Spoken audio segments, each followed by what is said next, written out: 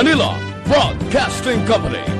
Sa balita, komentaryo, isyu,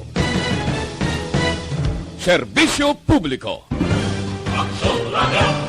Sa Bacolod, Aksyon Radio! Aksyon Radio!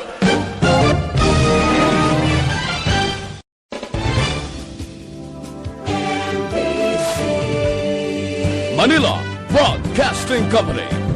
Sa balita, komentaryo, isyu, serbisyo publiko. Aksyon Radio! Sa Bacolod, Aksyon Radio! Aksyon Radio!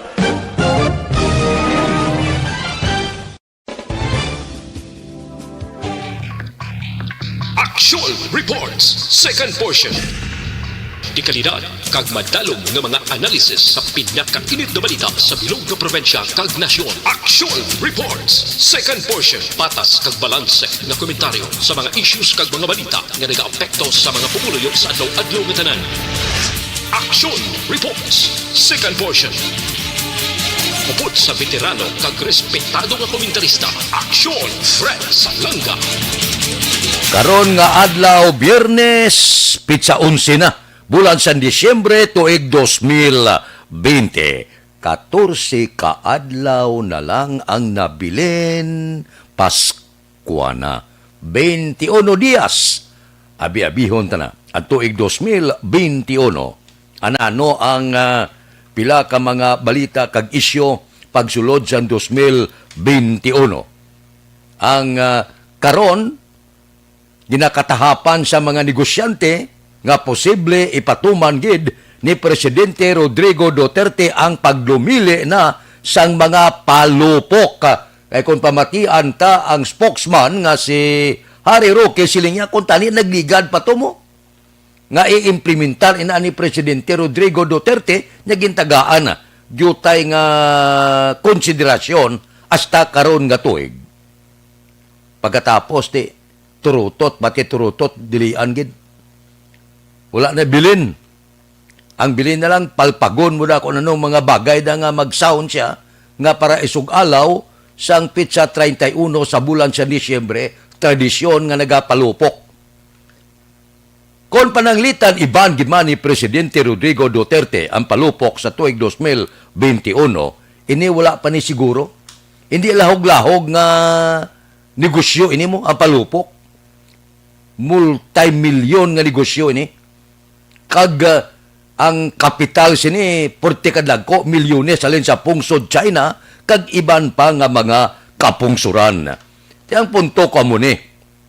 Wala pa ni kasiguruhan nga iban kay posible malabi pa nimo ang mga Chinese kag Filipino-Chinese nga paborito man nga abyan ni Presidente Rodrigo Duterte.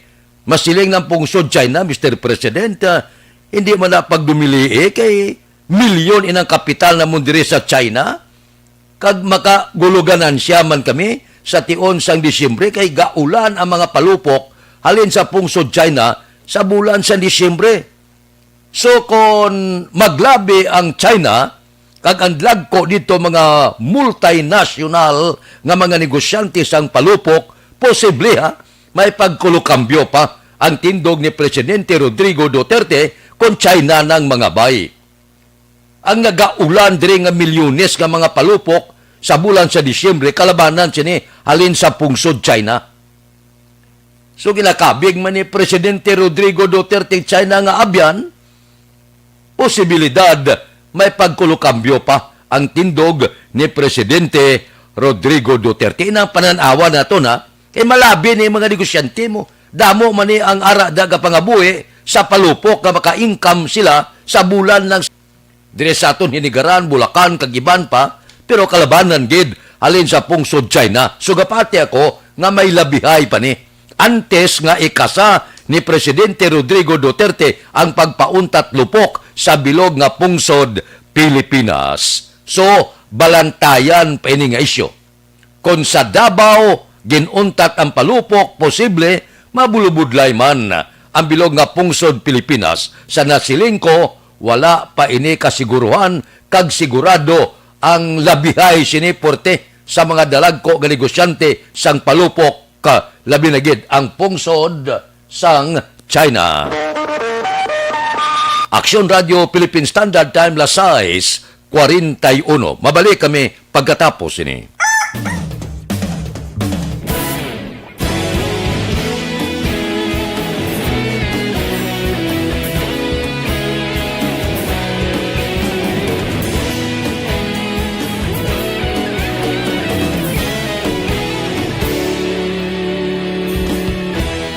Agapasumbanwa, mabugnaw nga hangin nagadapyan na.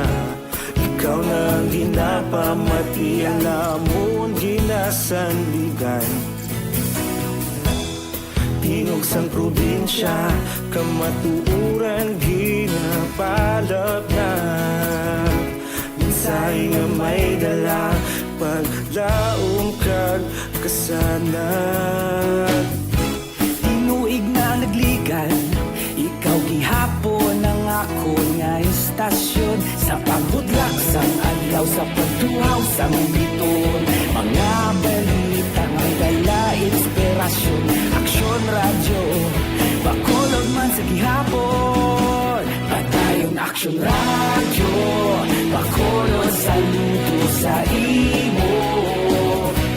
Padayon aksyon radyo, salamat isa pagserbisyo. Patas kag balanse, matuod nga mensahe, wala sang ginadampingan. Padayon aksyon radyo.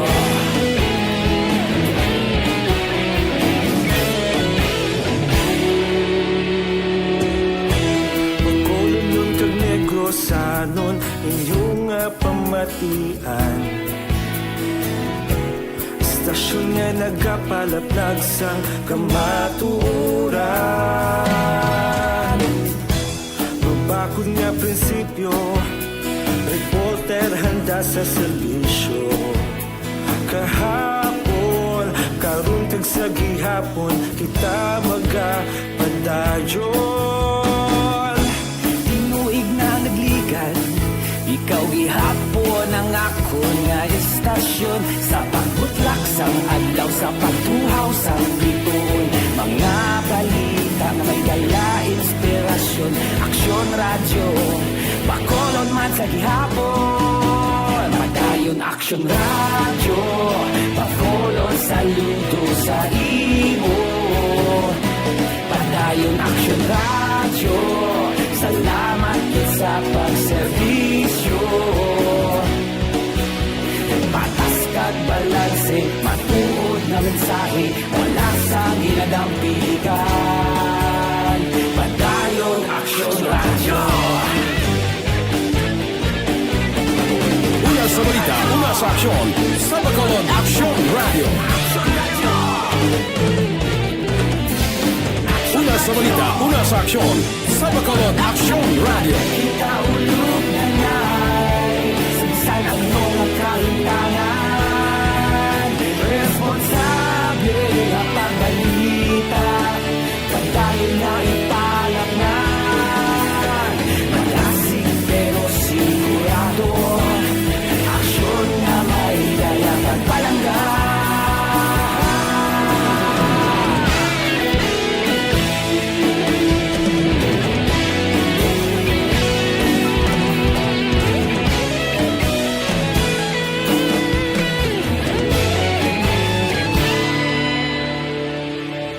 Padayon aksyon radyo, bakolod saludo sa imo.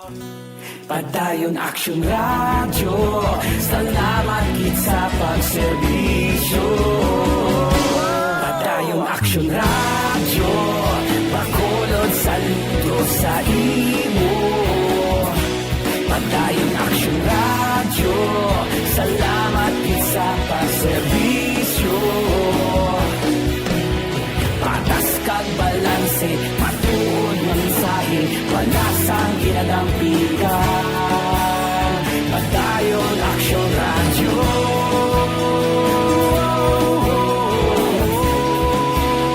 Padayon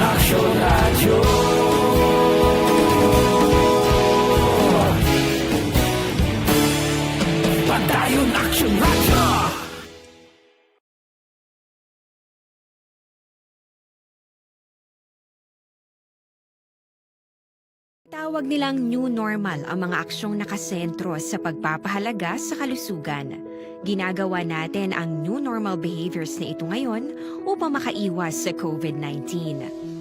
Pero kung tutuusin, marami sa mga hakbang na ito ay mga kaugalian na ating natutunan at dapat ginagawa noon pa man.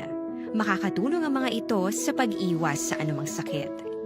Tulad ng paglilinis ng kamay, tinuro sa atin simula pagkabata na maghugas pagdating sa bahay, bago kumain at pagkagamit ng palikuran. Sa panahon ngayon, dapat mas madalas na ang paglilinis ng kamay.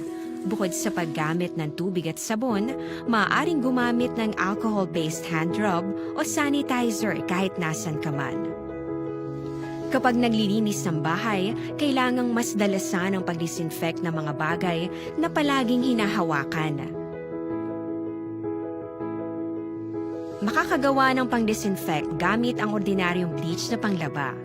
Maghanda ng isang parte ng bleach at ihalo ito sa 9 na parte ng malinis na tubig. Kung hindi naman emergency, hindi na kailangan pumunta pa sa doktor. Unahon ko na niyo, umayong balita ini ang mga empleyado sang syudad sa Bacolod posible makabaton sang 30,000 nga bonus sa masunod nga semana. Nami no? Mag-amo ni nga mga balita daw kaayo bla. Kag kon may mga bonus ang mga empleyado, ambot silingon galapta ang kwarta, galibot ang kwarta, gasirkular ang kwarta, buhi, lipay ang empleyado, buhi man ang mga negosyante. Kay sigurado ti mga empleyado makabaton tag 30,000, sigurado malaklon ini sila mo. Mga pamaskwa, pagkaon sa sulod sang puluyan, so gasirkular ang kwarta. Hindi lang kay malipay ang empleyado, lipay pati ang mga negosyante. Ano ining 30,000 nga ni? Ginalakipan ina sang 20 pesos nga collective negotiation agreement incentive kag 5,000 nga productivity enhancement incentive. Di kahapon siling ni Mayor Bing Leonardia ginahatag ini sa mga benepisyado nga mga empleyado. Pero base sa kondisyon, may duha ka kondisyon. Una, kung may legal nga basihan ang paghatag sang among bonus. Ikaduha, amo ning importante, kung may pondo. Kung may pondo, no problem. Base man sa guidelines sang Malacanang kag Department of Budget and Management. Di ang mando, kung may pondo, kung i-release na, dapat ang bonus mabato nila antes Disyembre 15. Ba, maayo nga balita, no? Para sa mga empleyado. Nami ni, ang tanan nga mga empleyado sa gobyerno, kung makabaton bonus, 13th pay kag iban pa, kag subong man ang mga empleyado sa pribado, ambot silingon, happy ang mga empleyado, happy ang mga negosyante. Ambot silingon, porte ni, nga sirkular sang kwarta sa bulan sang Disyembre. Ipit-ipita nyo. Kay base bla, pag-abot sang Enero 2021, base wala bilin bla, medyo ipit-ipita jutay, no?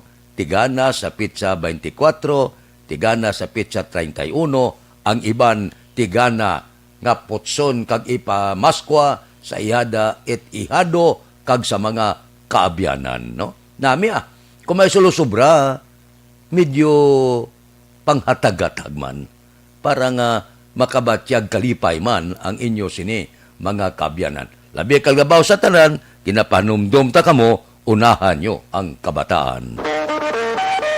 Aksyon Radio Philippine Standard Time, Lasay, 51. Mabalik kami pagkatapos ini. Linibo na.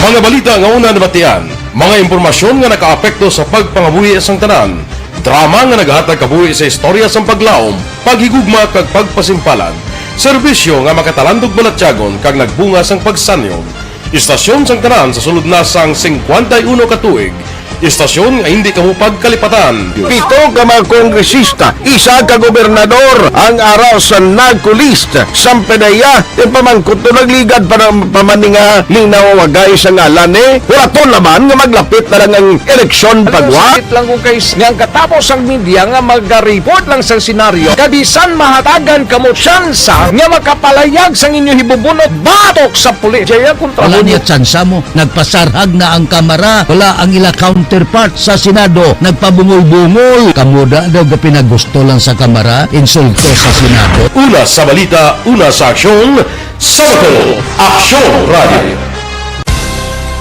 Today, DOA is confirming that a 38-year-old female Chinese patient under investigation, or PUI, is positive for the novel coronavirus 2019-10-CoV. I issued an order to Executive Secretary Major Dia clearly laying down the responsibilities of each department in implementing the Bayanihan to Heal as One Act. Makabig nga pinakadako nga hangkat nga natubang sang pungsod Pilipinas ang COVID-19 pandemic. Tanan nga sektor ang apektado. Tanan nga kinahanglan sang pagtamod kag nagakaigo nga pagserbisyo. Bisan pa ang industriya sang pagwaragwag nagapangatubang sang kaangay nga pagpanghangkat. Apang Aksyon Radio Bacolod wala nagbiya sa pagpangalagad sa kahanginan sa pihak sang kabudlayan, peligro kag risgo nga dulot sang pandemya.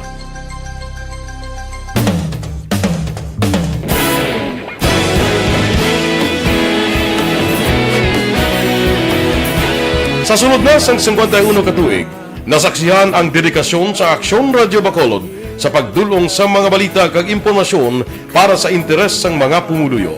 Pila na ka henerasyon ang nag-agi, komitido sa gihapon ang Aksyon Radio Bacolod nga mag-alagad sa kahanginan nga tampad, wala sang ginadampigan kag ginahalungan ang kamatuuran. Sa tunga sang mainit nga away sa politika, ang istasyon nagapabilin na nga patas sa pagtalakay sa mga isyu kag problema. Bilang tagbantay sa kamatuuran, ginatagan sa importansya ang tawhanon nga kinamatarong kag nagakaigo nga proseso agud mawaragwag sang husto ang balita kag malikawan ang paglaptas ang salak nga impormasyon. Sa pagluntad sang kalamidad, gindulong sa inyo ang sitwasyon sa palibot kag padayon nga nagahatag sang pahanundom agud maluwas ang kaugalingon. Ang pamilya, kalakip na ang tanan nga kaaksyon. Sa tion sang kasubo, nanari-sari nga mga matahom nga drama ang nagalingaw sa inyo. Ang inyo reklamo amon ginpamatian kag ginhatagan sang aksyon. Padayon ang reforma sa serbisyo nga ginahimo sa Aksyon Radio Bacolod agud madulong ang balita sa diin ka man nga bahin sang kalibutan. Ang Aksyon Radio Bacolod nagapanguna sa kadamuon sang online engagement sa isla sang Negros. Ang Facebook followers sa istasyon ang nagdangat na sa masobra tunga sa milyon. Bacolod kag Negros anon inyong pamatian. Istasyon nga nagapalaplag sang kamaturan. Humalin sa tutubtub suwong, nagapanguna sa gihapon sa balita, serbisyo publiko kag kalingawan ang Aksyon Radio. Napili bilang finalist sa UP Red Sox Choice for Gandingan ng Katarungan sang Gandingan Awards 2020 ang Aksyon Radio Bacolod. Naghakot man sang pagpasidungog ang makatapo kang programa sa Aksyon Radio Bacolod sa Tingog kag Handurawan Awards 2020.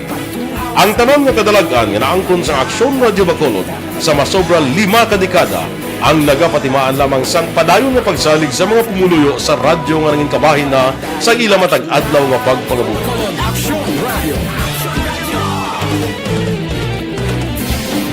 Una sa balita, una sa aksyon, sa Bacolod Aksyon Radio. Ikaulog na ngay Sagsag ang mga kaintangan Responsable ang pagbalita Pagkain na Na morning, bilog nga dakpanwa sa Bacolod, bilog nga probinsya sang Negros Occidental.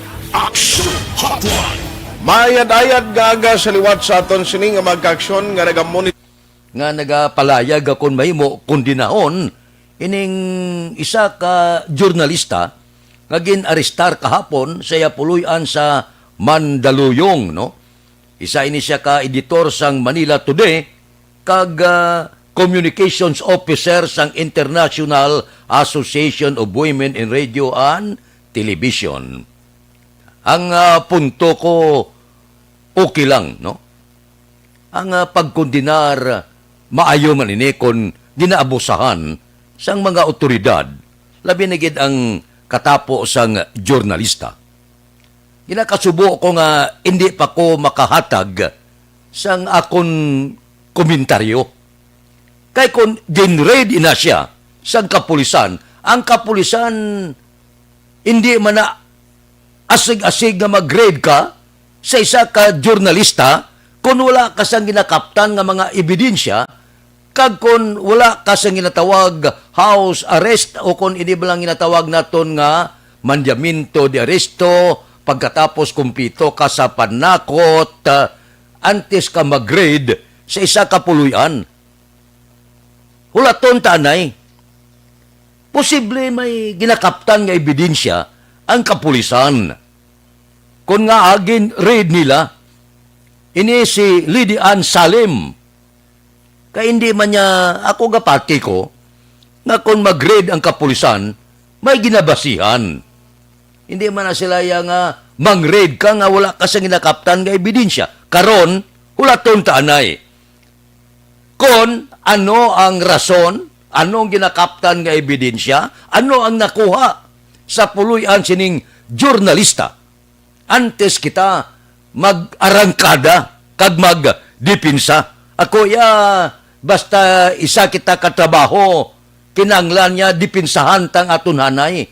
Kag kung may diferensya nga daw ginatapak ang aton kinamatarong, amo na ang tsansa, kag amo na ang tion nga arangkadahon naton ang sinuman nga opisyal sang PNP nga nagimo sini.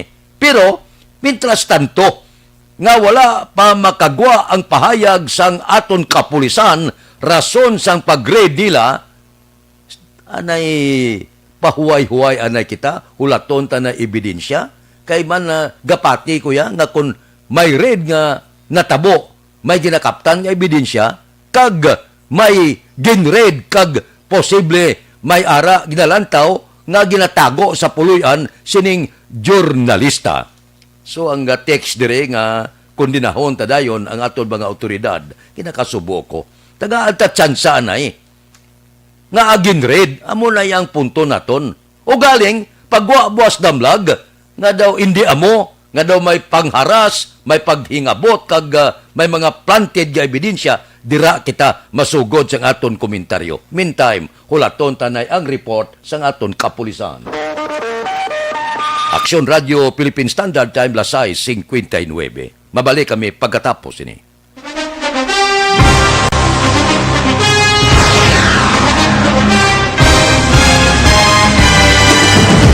Mga balita nga una nabatian, mga impormasyon nga nakaapekto sa pagpangabuhi sang tanan, drama nga naghatag kabuhi sa istorya sang paglaom, paghigugma kag pagpasimpalan, serbisyo nga makatalandog balatyagon kag nagbunga sang pagsanyog, istasyon sang tanan sa sulod na sang 51 katuig, istasyon nga hindi kamupag kalipatan. Pito ka mga kongresista, isa ka gobernador ang araw sa nagkulist sa PDEA yung pamangkot to nagligad para pamaninga ning nawawagay sa ngalan hulaton naman nga maglapit na lang ang eleksyon pagwa. Sakit lang kung kays nga katapos ang media nga mag-report lang sa senaryo kabisan mahatagan kamo tsansa nga makapalayag sang inyo hibubunot batok sa pulis. Jaya kontra Wala niya tsansa mo, nagpasarhag na ang kamara, wala ang ila counterpart sa Senado, nagpabungol-bungol. Kamuda daw pinagusto lang sa kamara, insulto sa Senado. Una sa balita, una sa aksyon, SalangaNo, Aksyon Radio. Today, DOA is confirming that a 38-year-old female Chinese patient under investigation, or PUI, is positive for the novel coronavirus 2019-nCoV. I issued an order to Executive Secretary Major Dia clearly laying down the responsibilities of each department in implementing the Bayanihan to Heal as One Act. Makabig nga pinakadako nga hangkat nga natubang sang pungsod Pilipinas ang COVID-19 pandemic. Tanan nga sektor ang apektado. Tanan nga kinanglan sang pagtamod kag nagakaigo nga pagserbisyo. Bisan pa ang industriya sang pagwaragwag nagapangatubang sang kaangay nga pagpanghangkat. Apang Aksyon Radio Bacolod, wala nagbiya sa pagpangalagad sa kahanginan sa pihak sang kabudlayan, peligro kag risgo nga dulot sang pandemya.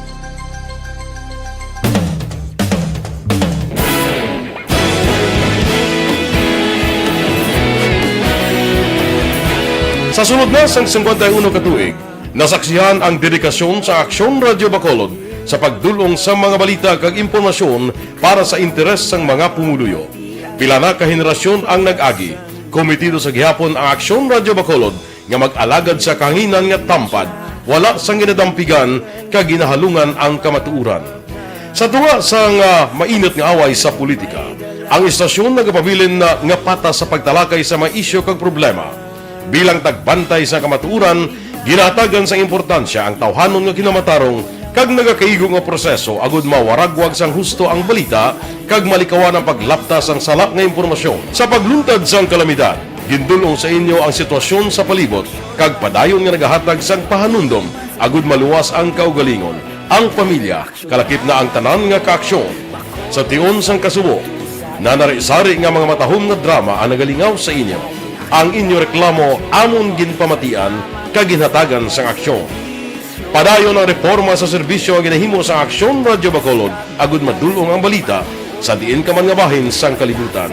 Ang Aksyon Radio Bacolod nagapanguna sa kadamuon sang online engagement sa isla sang Negros.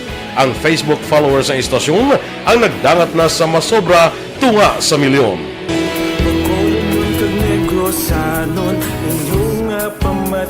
Radio Philippine Standard Time, La City 3 na, standby na sa aton Aksyon Balita Morning Edition. Liwat baga dulong sa aton sa mga balita lokal, national, international, sports, kag artista. Upod kita kay Aksyon Boy Duran, kag Aksyon Dorel Cabato, Aksyon Fred Salanga, una sa balita, una sa aksyon, sa Bacolod, Aksyon Radio.